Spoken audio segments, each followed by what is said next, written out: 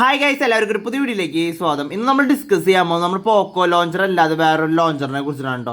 ഈ ലോഞ്ചറിൻ്റെ ഒരു പ്രത്യേകത, നമുക്കൊരു സൂമിങ് ഇഫക്റ്റോട് കൂടി നമ്മുടെ ഉള്ളിലുള്ള എല്ലാ ആപ്ലിക്കേഷൻസും കാണാൻ സാധിക്കും. വളരെ ആനിമേറ്റഡ് ആയിട്ടുള്ള ഒരു ലോഞ്ചറാണ്. ബട്ട് ഇതിന് വളരെ സൈസ് കുറവാണ്, ബാറ്ററി കൺസപ്ഷനും വളരെ കുറവാണ്. അപ്പോൾ ഇന്നത്തെ വീഡിയോ ഈ ലോഞ്ചറിനെ കുറിച്ചിട്ട് എങ്ങനെ ഇൻസ്റ്റാൾ ചെയ്യാം, എങ്ങനെ ഈ ഐക്കൺ ബാക്ക് കിട്ടുന്നു. ഈ ലോഞ്ചറിന് വേറെ പ്രത്യേകതയുണ്ട്. നമ്മൾ സൈഡിലേക്ക് റൊട്ടേറ്റ് ചെയ്ത് കഴിഞ്ഞാൽ നമ്മുടെ ഹോം സ്ക്രീനിൽ തന്നെ സൈഡ് റൊട്ടേറ്റ് ആവും. നമുക്ക് ഏത് 270 ഡിഗ്രിയിൽ നമുക്ക് റൊട്ടേറ്റ് ചെയ്യാൻ സാധിക്കും. നമുക്ക് ആയകൂടി ഈ രീതിയിൽ മാത്രം റൊട്ടേഷൻ നടക്കില്ല, ബാക്കി എല്ലാ രീതിയിലുള്ള റൊട്ടേഷൻസും നമുക്ക് ഹോം സ്ക്രീനിൽ നടക്കും. അത് ഒരു ഡിഫറെൻ്റ് ആയിട്ടുള്ള കാര്യം, ബാക്കി ലോഞ്ചേഴ്സിലൊന്നും ഇത് കാണാൻ സാധിക്കില്ല. അപ്പോൾ ഈ ലോഞ്ചറിനെ കുറിച്ചിട്ടുള്ള വിശേഷമാണ് ഇന്ന് നമ്മൾ ചെയ്യാൻ പോകുന്നത്. ഈ വീഡിയോ നിങ്ങൾക്ക് ഇഷ്ടപ്പെടുകയാണെങ്കിൽ ലൈക്ക് ചെയ്യാൻ മറക്കരുത്.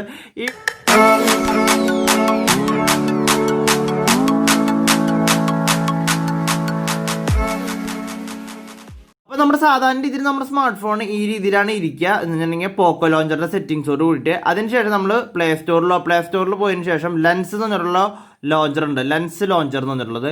ഇത് ഡൗൺലോഡ് ചെയ്യുക. വെറും 1.5 MB കൂടെ ഉള്ളൂ. വളരെ ചെറിയൊരു അപ്ലിക്കേഷനാണ്. അതിനുശേഷം നിങ്ങൾ ഡൗൺലോഡ് ചെയ്തിട്ട് പിക്സൽ ഐക്കൺസ്, നമ്മൾ ഓൾറെഡി അതിനെക്കുറിച്ചൊരു വീഡിയോ ചെയ്തിട്ടുണ്ടായിരുന്നു.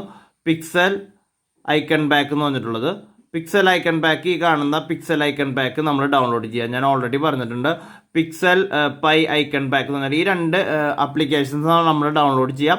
അതിനുശേഷം നമ്മൾ ചെയ്യേണ്ടതെന്നുണ്ടെങ്കിൽ ഇതിൻ്റെ ഉള്ളിൽ നമ്മൾ നേരെ വരേണ്ടത്, ഇതിൻ്റെ ഉള്ളിൽ നമ്മൾ ഡൗൺലോഡ് ചെയ്ത് കഴിഞ്ഞിട്ടുണ്ടെങ്കിൽ ലെൻസ് ലോഞ്ചർ എന്നുള്ള ഈ ലോഞ്ചർ നമുക്ക് കാണാൻ സാധിക്കും. അതിനുശേഷം നമുക്ക് ഇതിൻ്റെ ഉള്ളിൽ സൈസുകൾ ഫസ്റ്റ് സെറ്റ് ചെയ്യണം. നമുക്ക് ആവശ്യമുള്ള സൈസ് ഇതിൻ്റെ ഉള്ളിൽ നമുക്ക് അഡ്ജസ്റ്റ് ചെയ്യാം. ഐക്കൺസിൻ്റെ സൈസ് അഡ്ജസ്റ്റ് ചെയ്യാം. അതിനുശേഷം സെറ്റിങ്സിൽ വന്നതിന് ശേഷം ഇതിൻ്റെ ഉള്ളിൽ നമുക്ക് പോക്കോ ലോഞ്ചർ എന്നാണ് ഇതിൽ കിടക്കേണ്ടായിരിക്കും. അത് മാറ്റി നമുക്ക് ഇവിടെ ലെൻസ് ഐക്കൺ ബാക്ക് എന്നുണ്ടായിരിക്കും, അത് കൊടുക്കാം. അതിനുശേഷം നിങ്ങൾക്ക് ഈ സൈസിലുള്ള ഐക്കൺ ബാക്ക് ലഭിക്കണമെങ്കിൽ ഇവിടെ വന്നിട്ട് നമുക്ക് ഓൾറെഡി ഇൻബിൽട്ടായിട്ട് കിടക്കേണ്ടായിരിക്കും ഡിഫോൾട്ടായിട്ടുള്ള ഐക്കൺ ബാക്ക് ആയിരിക്കും.